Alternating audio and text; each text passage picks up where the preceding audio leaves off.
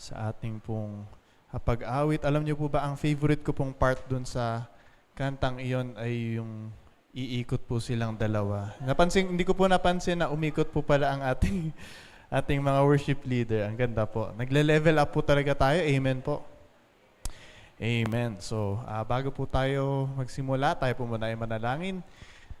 Thank you, Father. Thank you, Jesus. Maraming salamat, Lord, sa gabing ito na binigay nyo at kami po ay patuloy nyo pong ihanda sa inyo pong mensahe para sa amin at nawa ito po ay aming matandaan, ito po ay aming magamit upang kami po ay patuloy na makapagbigay ng glory sa inyo. We thank you in Jesus' name. Amen. Amen po. So, ang ating pong text for this evening ay matatagpuan po sa Romans chapter 15 and 17. Sabi po doon, accept one another, then just as Christ accepted you in order to bring praise to God. Ayun po.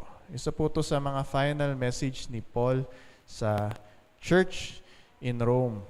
So ano po kaya ang nangyayari doon sa church sa Rome kung bakit ito po ang sinabi ni Paul? So mahilig po tayo sa context. So para po mabilis po natin maunawaan at dahil mabilis lang po talaga tayo,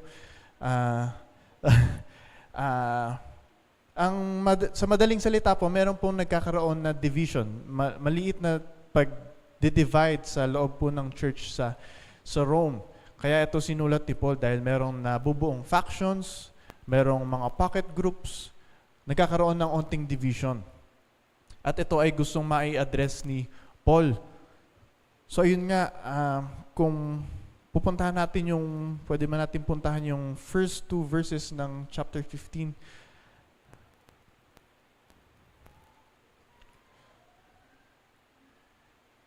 So sa madaling salita po, meron tayong onting division.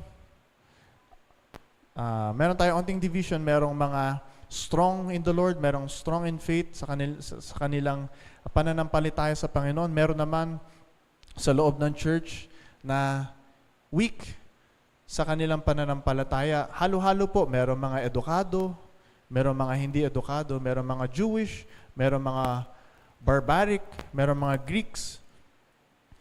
So halo-halo po yung mga nandoon. At sila ay hindi magkaroon ng agreement, ng unity sa isa't isa. Hindi nila matignan eye to eye, kung yung expression natin. Hindi nila makita sa isa't isa. Wala silang unity dahil meron ngang issue. Meron mga secondary issue, kung pwede natin tawagin. Secondary issue na kanilang kinaharap sa kanilang community. Bigay tayo ng onte example. Maaring yung kanilang pagkain na meat. Meron naman kumakain ng vegetables. Meron yung mga nag-o-observe ng Jewish holidays. Meron mga hindi.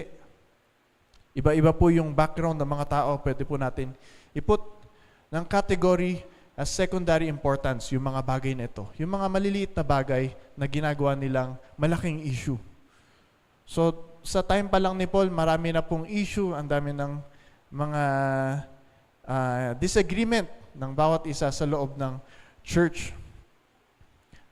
So, dala-dala nila yung kanilang background. Meron yung iba lumaki sa Jewish family. Meron yung lumaki talaga sa synagogue. Meron yung iba lumaki sa isang pagan community, pagan household. So iba-iba po. Kung isipin po natin na sila ay pinagsama ni Kristo sa isang simbahan. At meron sila mga baggage mula sa kanilang background, sa kanilang kultura, sa kanilang old ways ng pag-follow ng Mosaic law, ang pagiging Hudyo. Magkakaroon po talaga ng friction, di ba po? So yun po. Meron rin yung mga tao na nilet go na nila ang kanilang pagiging Jew in terms of certain practices. Dahil naintindihan na nila, naunawaan nila ang liberty in Christ. So merong mga masunurin pa rin doon sa mga old ways ng Jews, merong hindi. So nagkakaroon nga ng, biruin nyo po, nasa loob sila ng iisang church, pares po silang nasa service o sarili nilang mga service, tas hindi sila magkaroon ng unity sa loob po ng simbahan. So ganun yung nangyayari doon. And kaya ito yung nais ipahatid ni Paul na gusto niya na accept one another just as Christ accepted you in order to bring praise to God. Now, there's an application here na maaaring ma-apply natin sa modern churches, maaari natin ma-apply sa ating family, sa BCC. Dahil lagi naman po, kahit sa isang bahay, meron pong onting disagreement, di ba po? Merong mga kanya-kanyang opinion, kanya-kanyang mga ways, pamumuhay.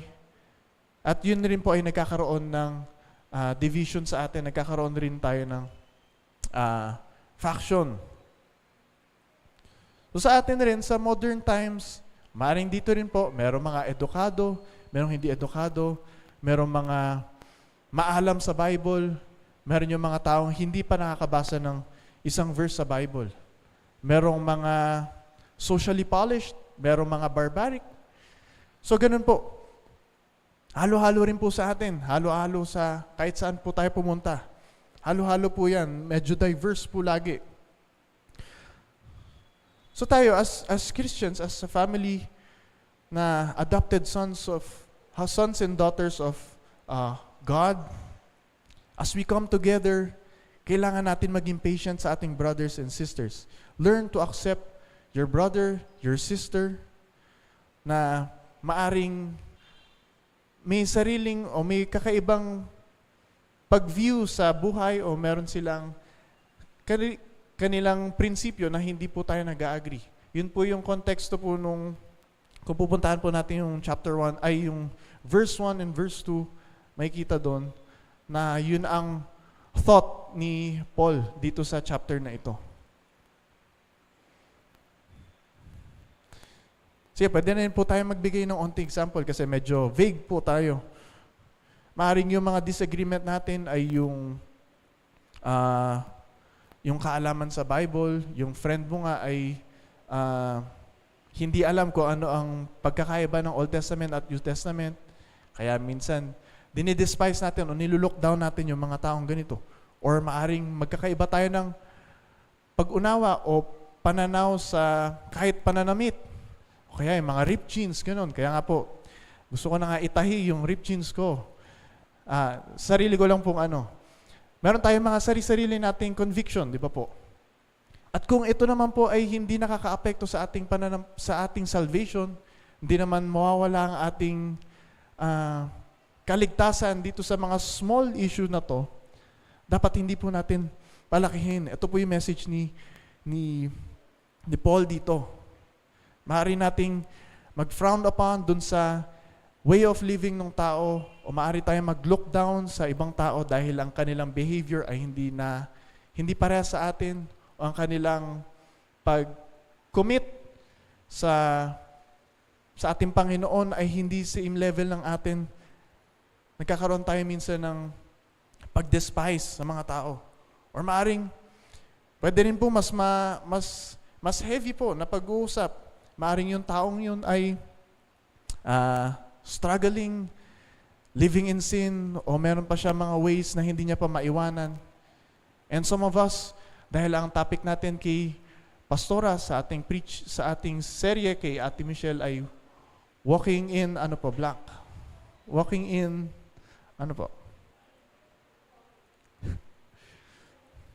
Hala, nakangiti po si Ate Michelle. Ang dami po nun, walking in. Sige, para lang po simple. As we walk in the Spirit, yun na lang po. As we walk in the Spirit, di ba, minsan gusto natin, trying hard tayo maging pure, maging righteous, at pag may nakikita tayong hindi same level ang ating commitment sa pag-follow kay Jesus Christ, minsan ayaw natin silang makita, ayaw natin silang maka-fellowship. Marami rin, nangyayari rin po yan sa ibang community, sa ibang churches, kaya po, very general po ang pagtackle ni Paul dito. So maaaring ganun po yung ating pakikitungo sa mga tao. At tandaan po natin that ang sabi po dun ang thought po ni Paul dito sa verses 1 to 7, na You who are strong in faith must bear with those who are struggling. Ano man struggle yan sa pagsunod o pag-obey o pakikinig sa preaching, sila na mga nag-struggle. Tayo ay may much bigger o much greater obligation to minister or to help those people who are struggling. So, instead of pag-despise o instead na pag-show ng onting hate doon sa mga taong hindi po natin kapantay sa ibang bagay. Instead of doing that, mag-focus po tayo sa pagpe-pray para sa kanila or i-guide natin sila. Diba? Dagdagan po natin ng onting love, ang ating pag-fellowship sa kanila kahit may onting disagreement. Dadating rin naman tayo sa time na tayo ay magkakaroon ng one mind, ng unity. So kailangan lang nating maging patient. Kailangan lang natin maging patient po. Dahil ang isang unknown author sabi, your unity produces the glory of God. So yun rin po yung nakalagay dyan. Yung isang form of worship, ang how we treat God's children. Isa to ay form of worship. Kaya nga nakalagay doon, in order to bring praise to God, kailangan natin i-accept ang isa't isa with love, nang may tamang pakikitungo sa kanila. So if you are in Jesus, kung ikaw ay na kay Kristo, how can I despise you? Diba? If you are in Jesus, paano ako magiging hindi united sa'yo? Or if you are not in Christ, I invite you to be in Christ para tayo ay unified. Ganun po dapat yung option natin. So either I am unified with you or I am reaching out to you. Ganun po ang dapat maging pag-iisip ng isang Kristiyano. Tandaan po natin ang tema po natin, kung hindi po tayo aware, ang tema po natin sa prayer meeting, sa mga darating na prayer meeting ay family is love. Ay hindi po, family lang po pala. Parang ABS-CBN po, ang family is love. So ang tema po natin ay family. So para tayo maging family, o para natin maituring family ang bawat isa sa atin, kailangan natin i-accept ang one another of who they are. Kung meron silang kailangan baguhin, treat them like your brother or sister na nasa bahay na pinagtsatsagaan mo o ikaw ay may patience. Pag ikaw ay dinidisciple mo or kini-care-bear mo yung taong yun. Dagdagan natin ng love, ng patience, ang ating pakiki-fellowship sa bawat isa. So accept one another just as Christ accepted you in order to bring praise to God. So ngayon po, pwede po natin ipag-pray rin kung sino yung unang pumasok sa ating isip when we are talking about this, when we are talking about disagreeing with one another. Ako rin po, meron rin po akong mga tao minsan na hindi ko ka-agree o hindi ko masyadong fina-fellowship. Pero dahil lagi kong pinagpe-pray kay Lord na baguhin ang aking puso, na magkaroon ako ng humble heart. Diba? Kung alala natin last Sunday, do not think of yourself more highly than you ought. Last Sunday po, diba, nabanggit po yung Romans 12. Kailangan natin makita from the right perspective kung sino tayo. Ikaw nga ay once living in sin. Ikaw nga ay once hindi makausap ng tama. Ikaw nga ay once hindi maiwanan ang iyong old ways. Pero pinagtiyagaan ka ng Panginoon, ikaw ay kanyang inaccept sa kanyang family at kanyang binago. So who we are, di ba? Sino ba tayo? Who are we pala? Who are we to? Sino ba tayo para i-despise ang bawat isa? Especially yung mga taong nagsistruggle. So, i-end ko po ang word na ito by saying Paul's, sabihin na natin prayer, na matatagpuan sa verse 5 and 6. Sabi po doon, may the God who gives endurance and encouragement give you the same attitude of mind towards each other that Christ Jesus had, so that with one mind and one voice, you may glorify God and Father of our Lord Jesus Christ. Amen po. Tayo po'y manalangin. Thank you, Father. Thank you, Jesus. Thank you, Holy Spirit. Maraming salamat, Lord, sa gabing ito na binigay niyo. We ask, Father, that may we keep this command sa aming puso. I-treasure po namin ito. Whenever we face, kung sino man pong tao, kami po ay patuloy na magkaroon ng love para po sa kanila.